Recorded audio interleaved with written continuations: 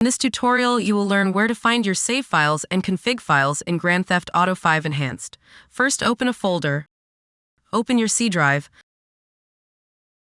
Open Users.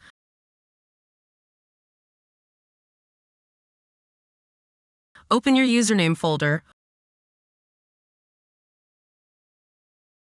Open Documents.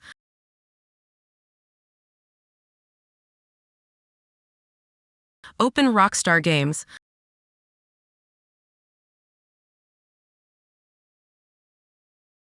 Open GTA 5 Enhanced.